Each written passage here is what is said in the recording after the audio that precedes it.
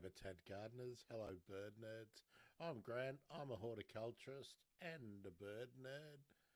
This is the Saturday morning live stream Q&A. Just general anything we want to talk about. Habitat gardening, which is, of course, the art of bringing nature, wildlife into your garden while at the same time making it functional, aesthetically pleasing, and hopefully somewhere where you love to spend time and like to bring your friends, neighbours, acquaintances in to spend time with you.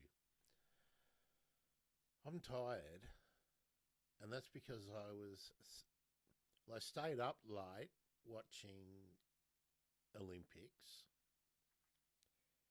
and I got up very early to watch Olympics. And for this Olympics, before they all started, I thought I wasn't going to get drawn into it. I didn't think that the jingoism and the hype would get hold of me. But it has. And the reasons for that are many. But how can I drag the theme of the Olympics into gardening? And while I was watching today, and I saw somebody win gold in the ultimate achievement, really, for someone who chooses any branch of sport. And what I thought about was that you need to keep trying things in the garden if you occasionally fail, or indeed if you continually fail. And I thought of a couple of examples of growing plants that were real struggles for me, but I remember the feeling of elation when a particular plant, after I'd probably tried 30 individuals in a number of locations over, 15, maybe 20 years, a long time. And I can just remember when I saw the flower buds appearing, and that this plant was no longer shedding leaves from the lowest leaves on each of the stems. And eventually I had 2 buds, 3 buds, 4 buds, 5 buds, then up to about a dozen. And then, whew, out came the flowers. And I'll share with you the plant. Here we are. Let's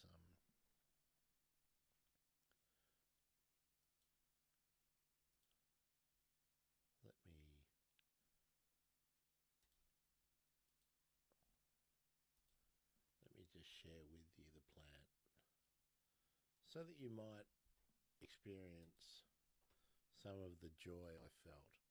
There we are. Oh, here we are. Now, it's Eucalyptus macrocarpa, which is a Western Australian mallee eucalypt. In its natural habitat, it grows in arid environments, but it's got these stunning flowers and these beautiful grey leaves.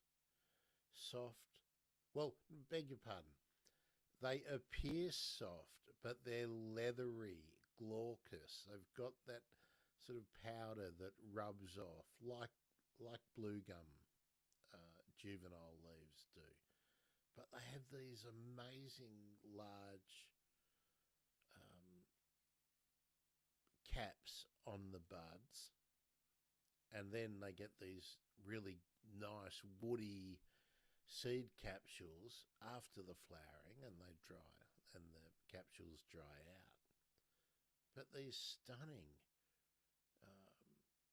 sort of carmine red, it's a little bit more orangey than scarlet, and the gold tipped anthers. Stunning. And the birds go crazy for them. And I had been trying to grow these plants for years, but I had always put them in the wrong spot.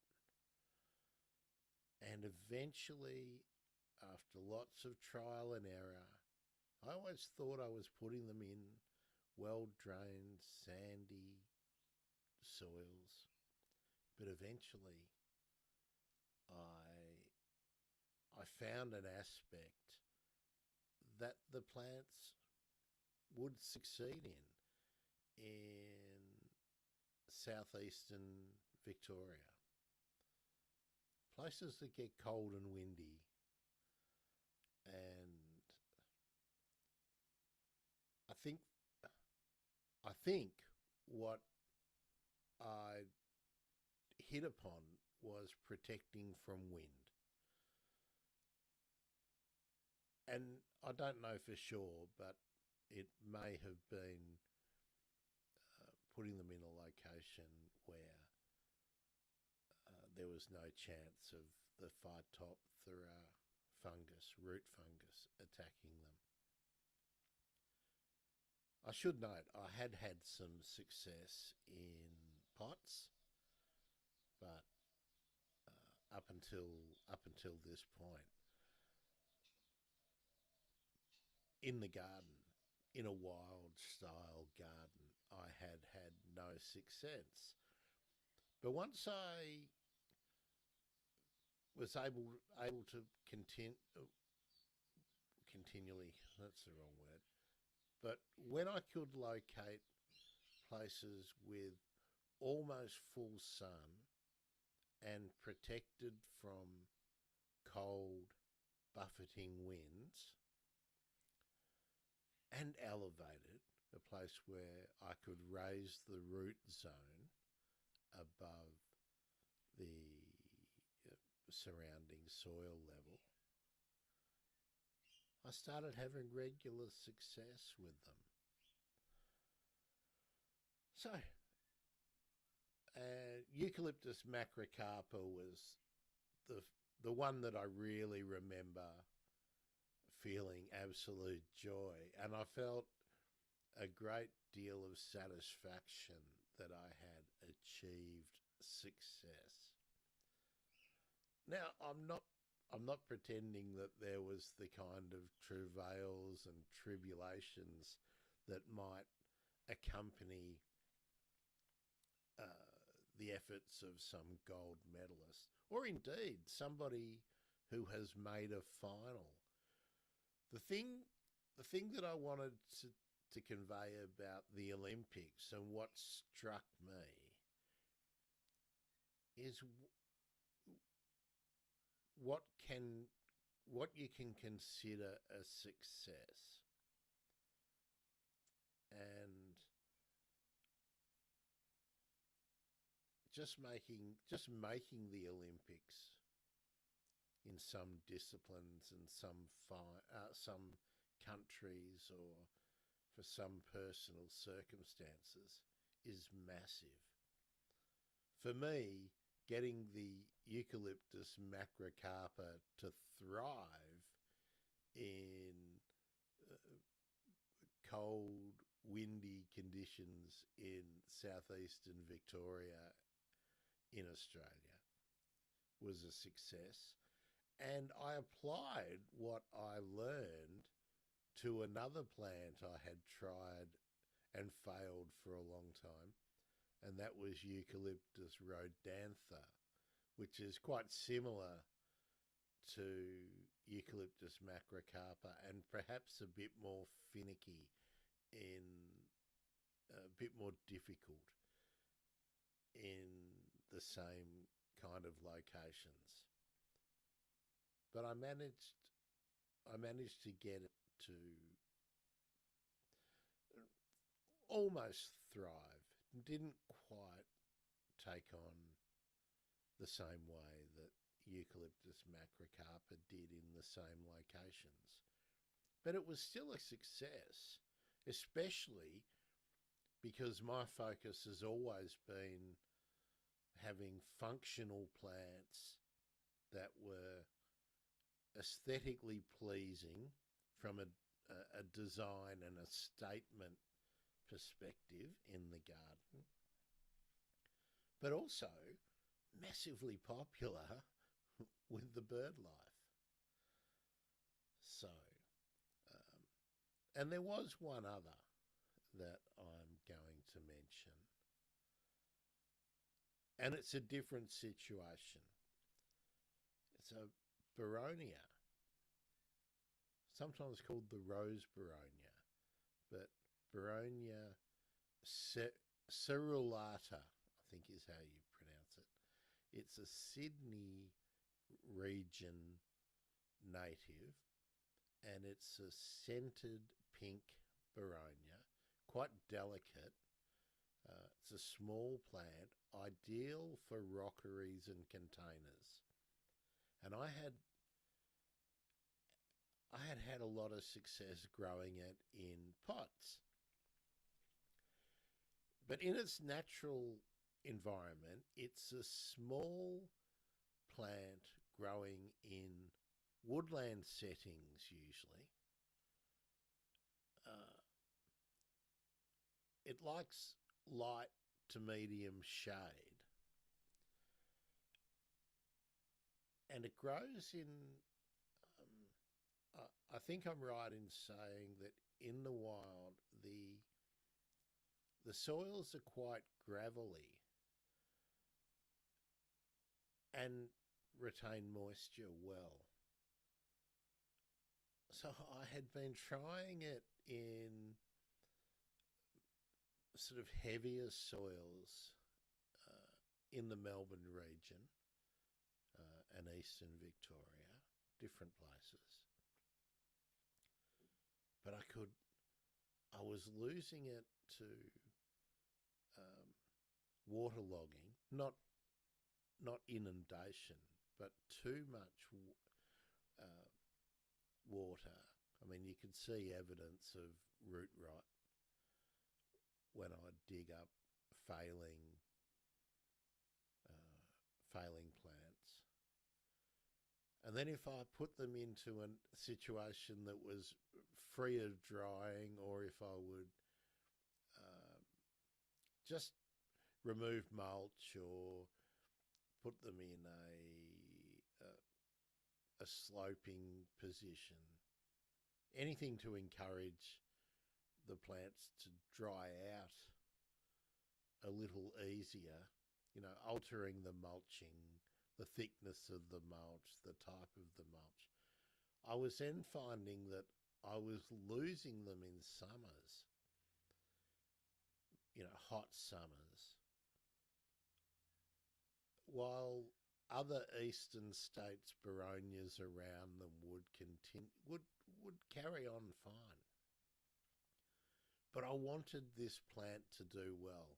One, because I wanted to experience the scent in the garden and be able to have the ability to trim them and use the flowers as decorations, as cut flowers. So I was mass planting. I was using many of them. I've been growing them from seed and growing them on. But I kept losing them. I wasn't getting them to flower and thrive. Until I tried one thing, and that I now nearly always use with begonias. And I had read, and I can't remember whether it was, I can't remember where I read this handy hint. I think it might have been in volume 1 of the Encyclopedia of Australian Plants, Roger Elliott's book, series of books, that rocks, large rocks, help to preserve a cool root run, is the terminology. So you're actually moderating the differences in temperature in the soil zone, in the root zone, in the soil, in the root zone. And I had some old pavers. I had a stack of old concrete and terracotta pavers. So I just tried putting those around where I was planting the plants, and then covering with some leaf litter mulch. And it worked. All of a sudden I had plants thriving, surviving the summers. I could put them in a free draining situation. They like light to moderate shade. And it was working. And I was getting flowers, and I was able to do tip pruning and then harder pruning, and I was getting rewarded with the flowers. It's everything I wanted. So there we are.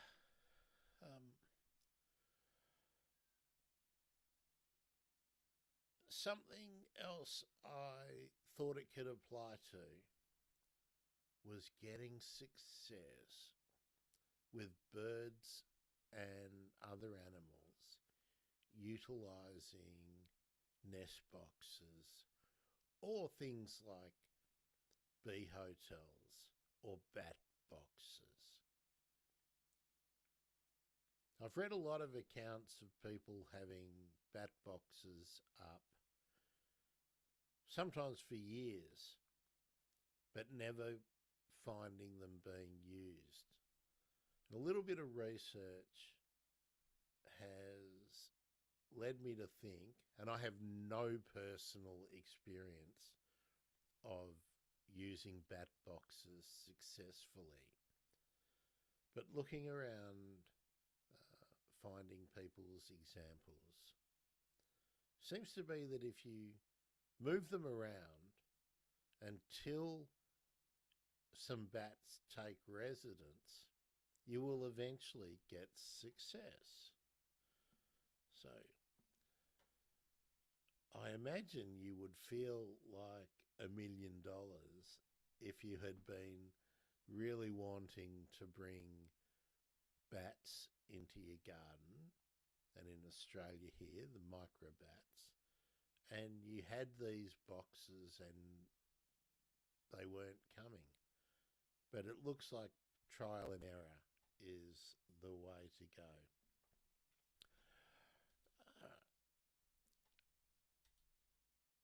Good morning, Stan. How are you? I hope you're fine. I'm well. I'm tired. I don't know about you, Stan. I was up watching the Olympics, stayed up, and then went to bed, and then got up very early again. And I really wanted to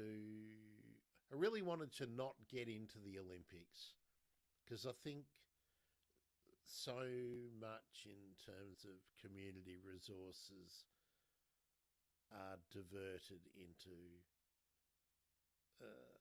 sport.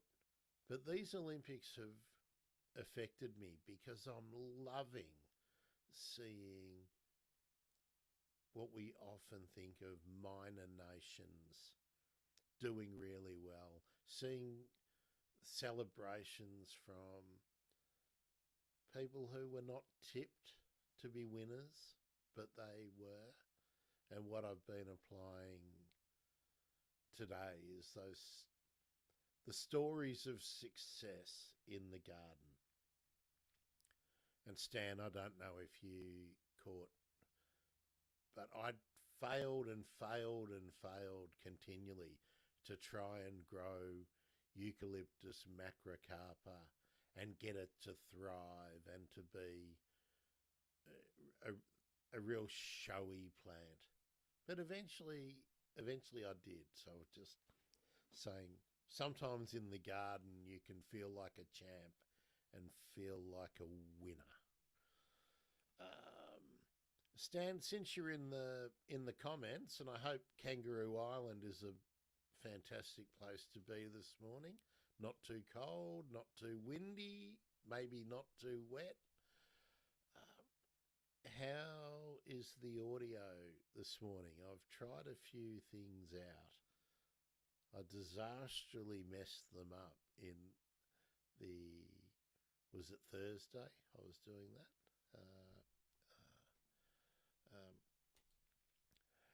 Yes, Stan, I was in your boat. Stan says, I'm totally ignoring the Olympics. I don't do sport at all anymore.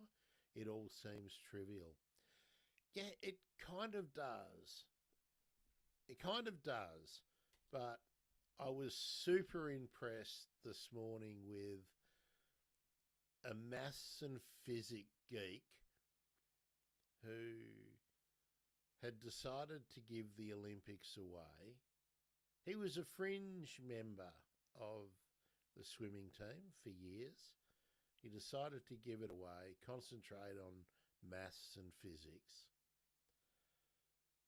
And he was on holiday in Paris and he decided, wow, this is pretty cool. It would be good to be part of the Olympics here.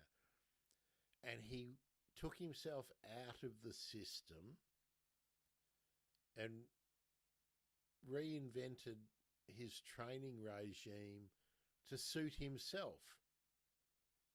And this morning he won a gold medal. And I thought that was great. Also love the BMX story. How's your EV going, Stan? Don't worry about missing the streams during the week. You just pop in when you can. Oh, good. More people popping in on the YouTube. That's good. Thank you. How are you? I'm Grant. I'm a horticulturist and a bird nerd. If you're new, I've just been discussing how you can be a winner in the garden and you can turn repeated failures around. Perseverance, tenacity, a willingness to experiment. These are all the things that you sometimes need to apply. Oh, Stan, update 2. I'm hoping I can lock in a time to have a in-person chat about your place with a solicitor this week. So fingers crossed. Stan, I do see North Korea, South Korea and China take a selfie. That was nice. I got my car back from the service, so I'm happy. I didn't realise it was in for service. That a regular thing, or did you have a problem? That is interesting. It's a shame it couldn't be North Korea, South Korea, China, Vietnam, Japan, and the Philippines in the one. That would have been significant. Yes. So what I was talking about was having success with difficult eucalypts. I've also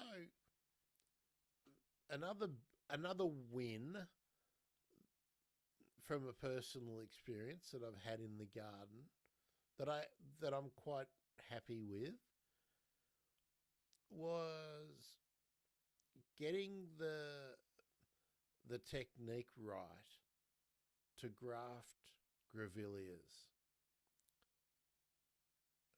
Took many attempts to be able to replicate it. And it's years since I've done it, so I would probably have to not relearn the technique, but actually refine the skills with the grafting or budding knife to get that back. But I'll get back into trying that. And I really want to try Banksias and Dryandras. So that will probably become content over the time. Stan's had a long story with his car. Kangaroo Island TV, you can see that there on YouTube. Follow Stan, please do, and follow the chronicling of Stan's electric vehicle journey. And it's an interesting journey because it's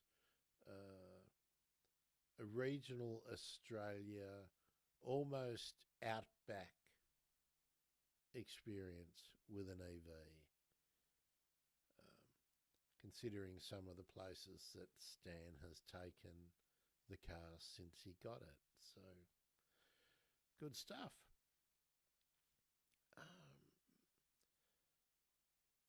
So that's really my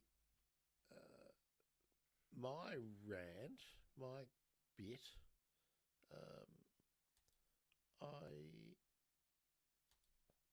I was thinking I might talk about nest boxes and bat boxes, but I might leave that until I've actually got a bat or a nest box expert onto the show.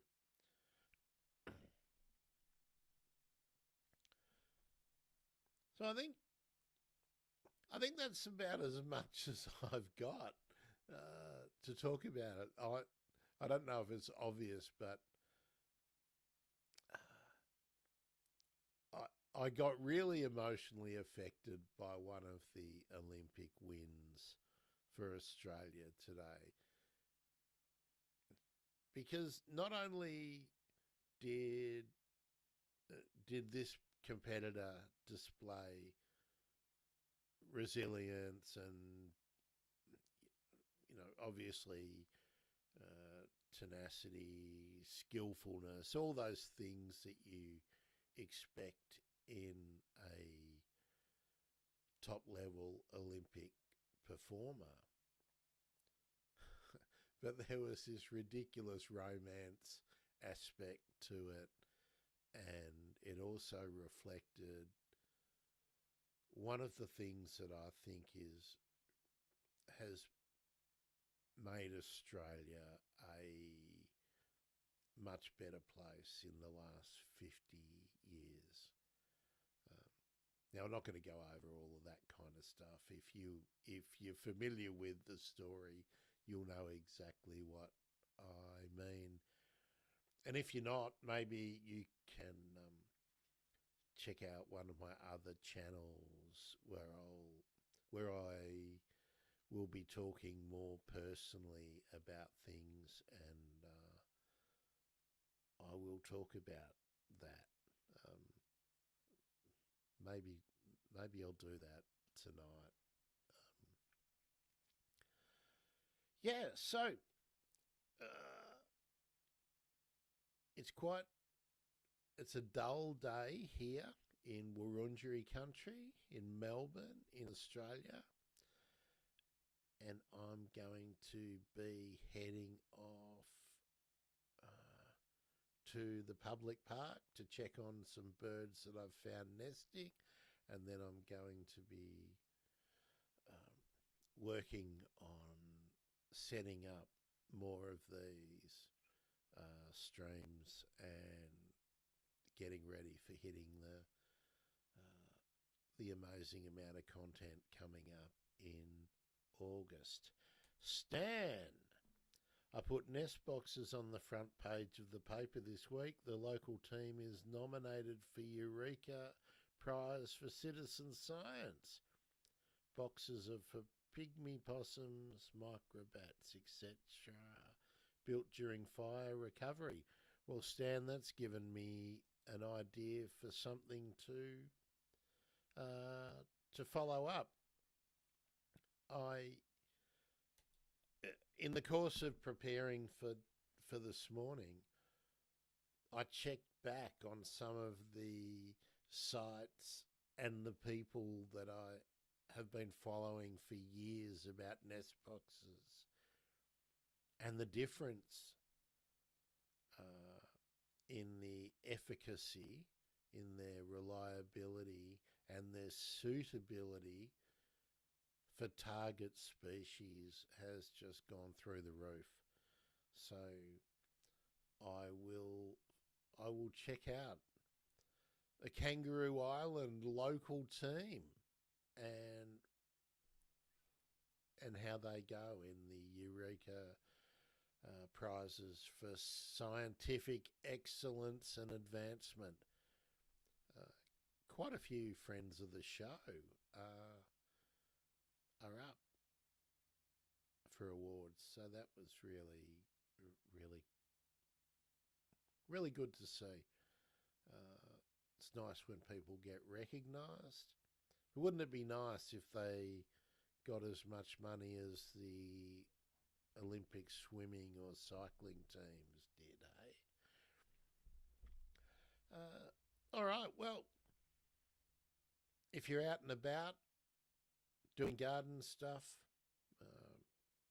remember, be careful, be safe, don't climb ladders. Be especially careful if you're felling trees. And if you're out in the sun, even in the winter, slip, slop, slap. All right. Nice to see you, Stan. Thanks, everyone. I'm not going to rabbit on for hours today. I'm just going to leave you with that. Some of the things that make a great Olympian can turn you into a magnificent gardener, and you can get rewards that satisfy you and make your animals, friends and neighbours, all the critters, make them happy. They can benefit from your tenacious stickability and your increasing skills that you gain from adaptation and perseverance. I'm Grant. This is the Bird Emergency, Habitat Gardening. If you're not subscribed and you would like to learn more, just hit the subscribe button or the like and join us any Saturday morning, 9:30 a.m. Eastern Australian time. That's Melbourne, Sydney, Brisbane, Canberra, Hobart, Brisbane, Australian Eastern Standard Time. Obviously, it's different in summer because of daylight savings. See ya. Thanks, Stan.